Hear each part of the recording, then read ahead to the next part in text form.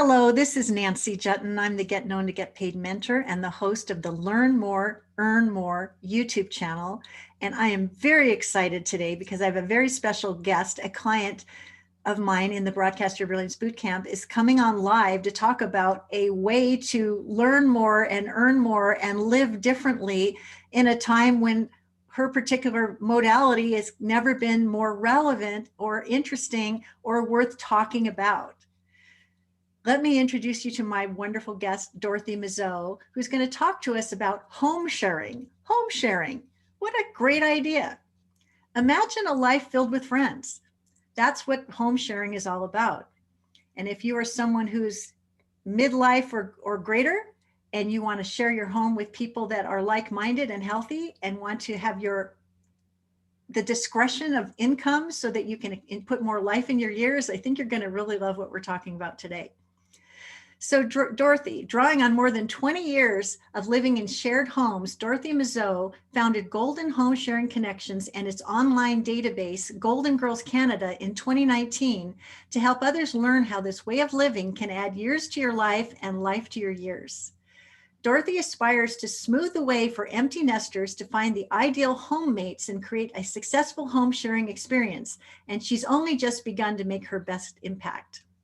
A longtime community advocate, former architect, and practicing realtor, Dorothy has blended her skills and talents to create an encore business for herself in a way that makes a profound difference for everyone who crosses her path. Dorothy, thank you so much for being my guest today. Welcome. Well, thank you, Nancy. Glad to be here. It's a thrill to get to talk to you about this. It's been so fun to learn about home sharing. And I think that given what we've seen with the last 14, 15 months of people sheltering in place and dealing with social isolation and perhaps some loneliness, perhaps the timing couldn't be even better than it is right now for home sharing. So what is home sharing and why does it matter now more than ever, especially for this particular audience? Home sharing is very simply people coming together to share a home who happen perhaps not to be related to each other and certainly not involved in a romantic relationship. People have been married and raised families and shared a home with their immediate family. But this is about sharing homes with friends, with people that you know, that you get along with, that you're compatible with. And certainly that's a big key. It's a question of finding people that you really like to share your home with. And that's why it's a house full of friends. I love that. And so what gave you the idea of launching this connection site where people can make those connections? Well, as you mentioned, Nancy, I am in real estate and I have my senior real estate specialist designation. And in working with my older clients who are looking to downsize, I was seeing that the options available to them were really quite limited because as they tried to go to a smaller home, they're right up in competition with all the first-time home buyers, and that's driving those prices up. And the larger homes are not selling for as much more, so that there's not that much equity left over by the time you've done that. Retirement homes are expensive. I know in Canada they are. I'm sure it's the same in the States. Between $3,000 to $5,000 a month to live in a retirement home. And the staff there are saying the hardest days they have are the days when they have to tell someone, first of all, I'm sorry you don't have enough resources to move in. And then even worse than that is, oh, I'm sorry, you've outlived your resources. And now at age 90, 95, you're going to have to find someplace else to live. So that's a terrible position to be in. Rental accommodations are hard to come by and rents are really high. And people who are living primarily on their pensions, really, they're basically, if they're spending 30% of their income, it's really not more than maybe $1,000 a month. And it's hard to find anything available for that. So I was puzzling over this. And then it dawned on me that I was living the answer because I've been sharing homes myself for well over 20 years. And I found it's a great way to live. There's always company around, there's someone to watch a movie with, there's someone to bounce ideas off when something's bothering you. There's just so many good reasons why it works. Well, and so brilliant. I mean, there you are, a real estate professional, reasoning through the options that people have and innovating a whole new way that people can enjoy. But it's not always that, it's not completely new. I think there was a television program that was on for a number of years where it was called The Golden Girls. And tell us just a little bit about that. Okay, well, I was curious because of course people have heard of the Golden Girls, and often when I'm talking to people about what I'm doing, I say, did you ever watch the TV show Golden Girls? And of course, many people have. And I say, well, this is about living that way. And if you go back to the very first episode of the show, it starts a little bit into their time together, but it comes out that it was Blanche who had owned the home that they're living in with, I guess, her husband who passed away.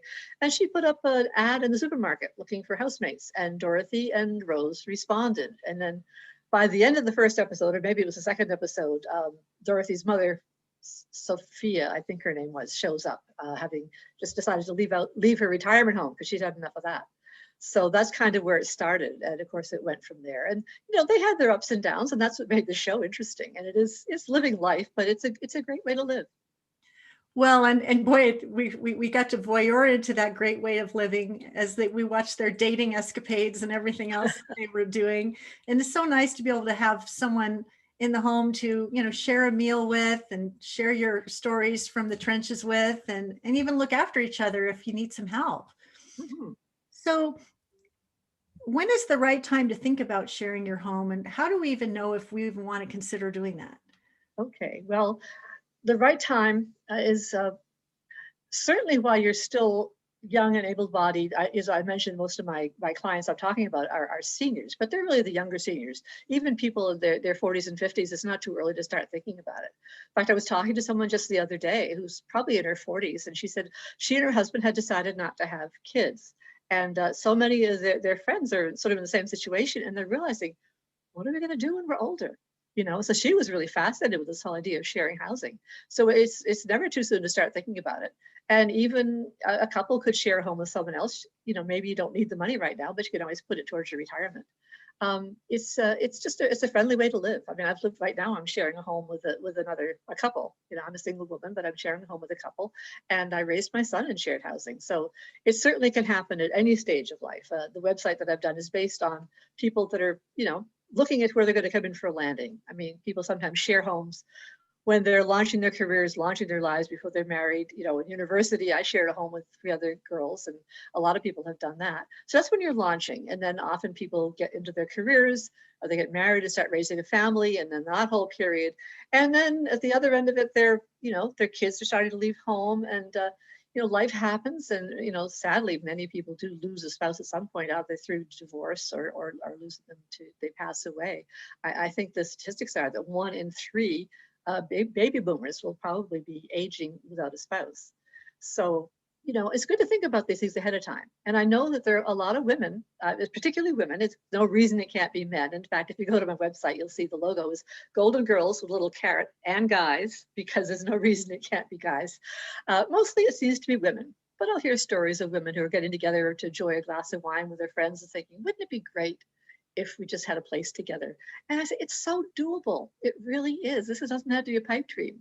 And start planning, not when it becomes an emergency situation, because it's very sad when I get phone calls from people who say, I need to move by the end of the month. Do you know anybody that can share with? And it's really not about that. It's about finding people. It may be your friends, that form a great household, but some people love their friends dearly, but they drive them crazy if they try to live together. So that's why the compatibility is such a big piece of it. And that's what the website really promotes. That the whole section on how do you like to live, because you really have to look at that. And the workshops I do, that's a big piece of those too. Really look at yourself. What's important to you? What can you not possibly live in? What do you have to have? I mean, there's some obvious ones like smoking and drinking, and pets. If you're allergic to cats, you can't live with cats. But there's so much more. Just how you like to live. Do you entertain a lot? Do you like it quiet? And some people say, oh, I can never share my home because I need my privacy. And privacy is important. And that's certainly one of the keys. One of the keys to a happy household is make sure that your privacy of each individual is respected. Your space is your own. No one could go into your space without your permission. So it's there. You can have your privacy if you want it. Sorry. but I'm sort of thinking about my own life. I remember, well, I'm married happily to my husband of 33 years, and we were watching a television show. There was a movie, and it was sort of a party scene where people were drinking lots of cocktails, and they were dancing on the ceiling, and they were behaving in such a manner. And I was sort of winking and grinning, and I turned the volume down, and I said to my husband, I said, you see what we're seeing here on the screen here? He says, yes. I said, this is my worst nightmare. This is not what I want to do when I go to a party. And he says, I know, that's why we're married to each other, you know, because it's like there's some things that you like to do that where you live is such an, especially, you know, 50 and better. It's where do you live? Who do you live with? And what do you do? And if you are aligned in your values and you have consideration and respect, you can enjoy a wonderful life shared with someone who's not a member of your family. But you have to get clear about what is important to you before you get yourself into that situation, because otherwise there could be conflict and that could be very uncomfortable, right? Mhm. Yeah, absolutely. And that's why we really start. You have to know what's important to you. And you can't budge on those things that are really important. You can't say, well, you know, I'll just, that's okay. I can get away with that. I know there's one woman who was looking for a place to live, and she found it through Kijiji or whatever, and or Craigslist, I guess, in the States, more likely. And she went to this place and she liked the people. They seemed great. And she noticed that the sink was full of dishes. And that was something that she knew wasn't her style. But she said, oh, well, that's just a little thing. I can handle that. But she couldn't. And so she was there for a few months and it just bothered her more and more. And eventually she moved out because it was, these things are important, especially when you get to be in your 50s and 60s and you do have things that are important to you. And but the thing is, there are other people out there that share those things. So again, it's people that you like and respect and you're compatible enough that you're comfortable living together. And is your website kind of like a dating site in a way? Yeah, really, that's how I envisioned it. Because when I first started thinking about it, someone suggested, well, why don't you interview your senior clients and help them find someone to share with them? And I realized, well, that really takes an agency because you have to follow up. You have to make sure it's working. There's liability involved there. And I'm just one person. I don't really want to get into that. There are agencies out there. I know that it's expensive and it's labor intensive to run those organizations. So I thought something like a dating site where, I can teach people the dating site part of it is, you know, it's giving enough information so you get a feel for who the other person is before you contact them. It's not just about the space. Like you see room for rent, what does that tell you? You get into how do you like to live? There's a whole section up to 500 words. How do you like to live? And up to 500 words as well about either what you're looking for in a place, like if you need an office space or you need to have a park nearby, that kind of thing, or what you're offering if you're the homeowner. And there's the basics like parking, public transportation, internet access, all those basic questions, age range, pets, no pets, that kind of thing.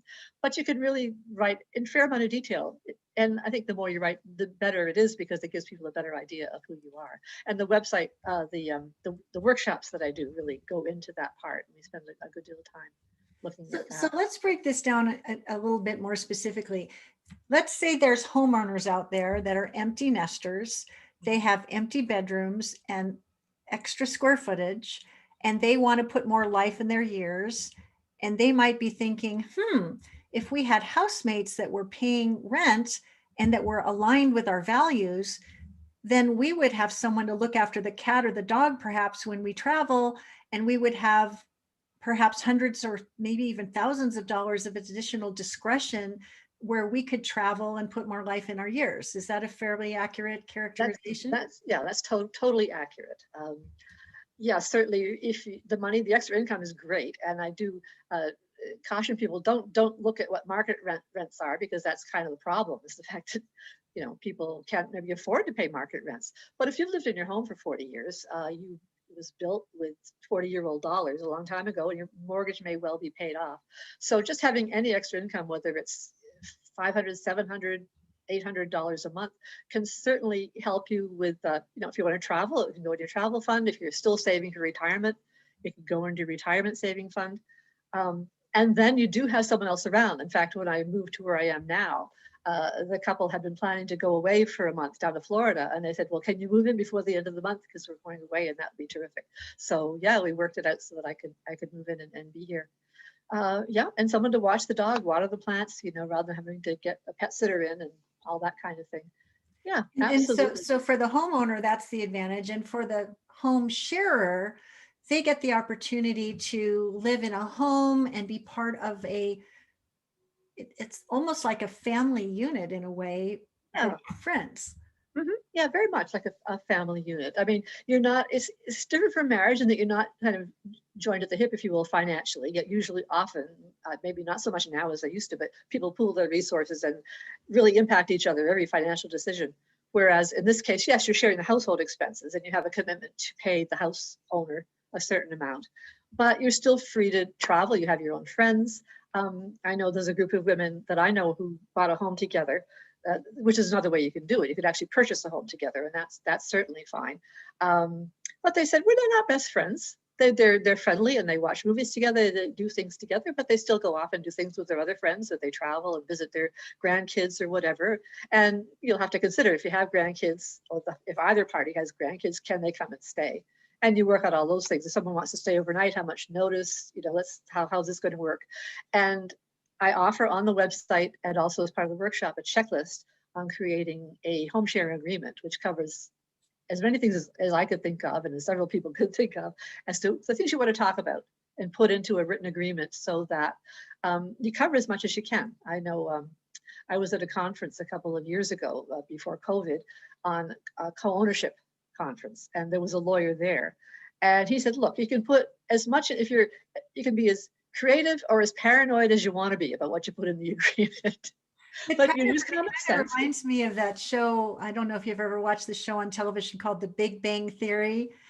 It's a fun show where these two characters are sharing an apartment, and Sheldon is the person who had the apartment first, and so he has this very complex roommate agreement.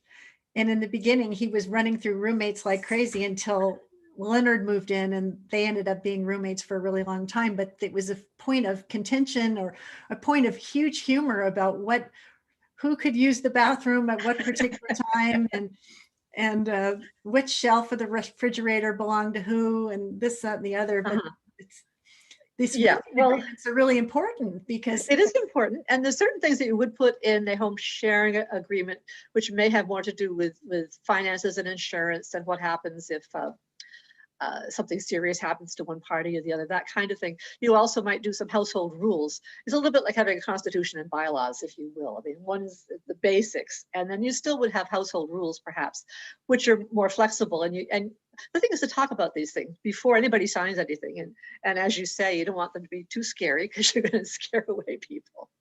Right. But it's something, it's just practical. It's just think about it. Okay, what? And in terms of sharing the refrigerator and so forth, I mean, where I've lived over the years, we've always just ate together. We shopped groceries together. We just keep a list. Whoever would shop would write things down. And then at the end of the month, you add it up and divide by 3 or 4, however many people there were. But there are other people who do have, this is your corner of the fridge and this is my corner of the fridge, that kind of thing, which, people ask me, so you're sharing a home, what do you do with the kitchen? I said, well, we cook in it. It's really, I feel it works best when, as much as possible, you can be like a family. I mean, currently I'm living in a home where I do have my own kitchen, but we share the chest freezer and so forth, and we're back and forth. I make something and I'll bring them some, and they'll get something and they'll bring me some, or if we order in Chinese or something, we'll do that together, different things like that.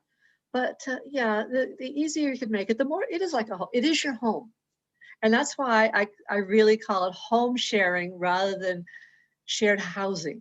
Because shared housing, just as a roof over your head, but it's like a boarding house. It's like, people, just ships passing in the night, whatever. And that's not my idea at all. I think, and again, you're not in each other's pockets. You still have your own lives, but there's somebody there that knows if you need help or something comes up, Which I think would be really important, especially when you get to be 50 and better, or 60 and better, or 70 and better. Even if you're able-bodied, sometimes life hits the fan and you're not well and you need someone to look after you. And if you don't have children nearby, and you don't have a spouse and not extended family nearby, what a blessing this can be for people, don't you think? Yeah, absolutely. And it's not that you become a professional caregiver. And I know that's one thing. I had a woman who was on the site, who she was in her early 80s, and she did find it hard to find someone on the site, because I'm sure the concern was there. Yes, you're fine now, but what's going to happen down the road? And the one reason I say that is it's better to do these things when you're a bit younger, so that you bond together. And before I lived where I'm living now, I did share a home with a mother and daughter and we had been friends for years.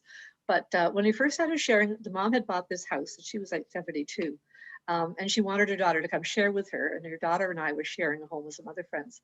And, she said, sure, Mom, I'd love to come with you. But can I invite some of my other housemates to perhaps share with us?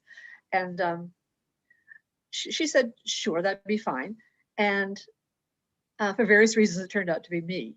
And then fast forward another 10 years, and she was beginning to have health issues. And we had personal support workers coming in. We had a lot of help coming in. But because we were already friends, we really bonded, and it was fine. And I was happy to help out where I could. It was not an issue. But again, do this while you're still able-bodied so that you do bond together and form a friendship, a friendly relationship. You may never be best buddies, but you just help each other out. It's like being good neighbors, but you don't even know your neighbors half the time anymore. Would you know if your neighbor was sick and needed some chicken soup? Well, I think community is so important. And I think if we've learned anything this last 12 or 15 months about what it's like to be isolated and alone at home, I mean, I think that's something that a lot of people can identify with since we've been sheltering in place. The whole idea of being able to shelter with friends and to have someone to share a meal with, someone to share an experience with, someone to laugh at a movie with, someone to take a genuine interest in what you did today and to be able to reciprocate. I think that's beautiful. And I think that that's deeply needed, not just for people that are 50 and better, but for people of every age, Yeah, especially given what we've seen lately. yeah, truly. And I've had people of all ages come to the workshops that I do too. So even though the website at this point is primarily for older adults, I'm happy to help anyone of any age to put together a home sharing agreement or to go to the workshop and just tell them what's involved and how to go about it. I mean, I know there are things like Craigslist and so forth, and people look on for rooms there. And there again, I've heard of a woman who was about 59 years old, and she went on a Craigslist and found all these rooms, but all the rooms, the households were people in their 20s and 30s. So it wasn't going to be the right fit for her. And at that point, I hadn't launched the website yet, and I was thinking, darn, we need people that are our age, the baby boom generation. We're all pretty fit and able-bodied and raring to go, but the 20-somethings don't particularly, we don't want to live with the 20-somethings necessarily. Yeah, I think, it's been said in business, there are riches and niches. And when you think about how many people there are that fit the description of 50 and better, able-bodied and ready to rock and roll, I think it's brilliant that you've carved out this exciting niche that you want to bridge with your offering. Now, a couple of times during our chat today, you've referenced this workshops. What is the name of the workshop? And tell us a little bit about it and how we can gain access to it if we want to. Okay, so the title of the workshop is A Golden Solution to Your Housing Crunch. It's about learn how to create a happy home and save money at the same time. And as I mentioned, we start out talking about, well, I like to chat with people first, find out what their experience is, because some people have shared homes in the past and in university or whatever, and some have even now. But then we really get into the how do you like to live, and we sort of go through the whole questionnaire, which is on the website, in terms of, do you like it quiet? Do you like to entertain a lot? Do you travel a lot? Are you home a lot? Do you work from home? All those kinds of things. And then we get into, well, okay, we talk a little bit about the costs involved. And if you're a homeowner, you really need to look at what your costs are. And if you either need a certain amount to be able to stay in your own home, or is it just you'd like the extra money to travel or to do other things? And if you do need a certain amount of money, to keep in mind, you might need 2 or 3 housemates. And always, I do recommend having 2 or 3 people in the house. I find it's a much better dynamic to have 3 or 4 people together than just 2. I just find that it's a nice balance. And from the home sharer's point of view, to look at what's your total income, because they say you should not spend ideally more than 30% of your after-tax income on housing. But some people are spending, even up to 50%. And there you're at risk of, if anything happens, you could find yourself, out of a home because you can't afford it anymore. Mm-hmm. So it's the question of finding the right balance of what's needed. So that's, you talk about the money part, and then we talk about how to find people, and certainly my website is that's what the purpose of that is. But there's no question that there are things like Craigslist, there's supermarket bulletin boards like the Golden Girls found places. There's word of mouth. I found the current housemates I'm living with by word of mouth. We happen to be in the same exercise class and book club and so forth. And I mean, there's a whole great story around how that happened. But Yeah, it was, that all happened just as I was launching the business. I was trying to find another place to live. So that was an interesting exercise, but Isn't it's it? worked out fine. That was 2.5 years ago. Yeah. Well, so it sounds like it's a very educational session that will help people reason through whether this is for them or not. Mhm. And is that something that people can attend virtually, or is it something they do in person, or how does that Yeah. work? Well, it was in person up until the pandemic, but now that started. I've had people. I'm in Ontario myself, and I've had people attend from Alberta. So I've scheduled it now, so it starts at 12:30 in the afternoon, so it's not too early for people out west to join in if they like it. And I do also do presentations to groups such as Rotary clubs and church groups or seniors clubs, different organizations. It's just a 15, 20-minute PowerPoint that I do with question and answers afterwards. And I'm happy to do that for anyone. I really try to really shift the paradigm to get people thinking about this as really, it's a really viable way to live. It's not a question of hunkering down and making do. It's a way of really opening up and living with more freedom, really. I And then, of course, we talk also with the workshop. We go through the checklist about the home sharing checklist.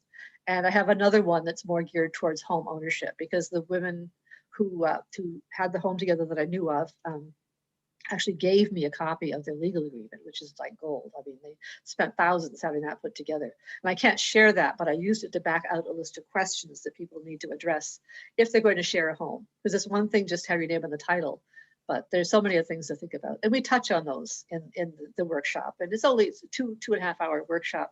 I'm debating whether I could even do other workshops just focused strictly on the agreement if there is a group of people that want to do this. And I'm happy to arrange a workshop too. If there's a group of people that would like me to talk to them specifically, I'd be happy to arrange something to do that for them.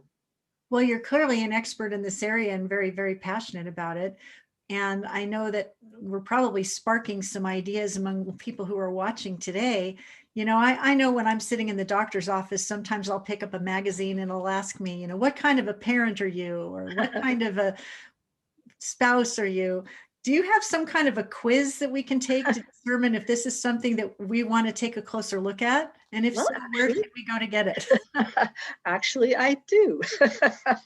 If you go to the website, www.goldenhomesharingconnections.ca, right in the middle of the page, there's a button that says, find out if home sharing is right for you. Click here, and there's a quiz that you can take that goes through all the things really the advantages of home sharing and what, yeah.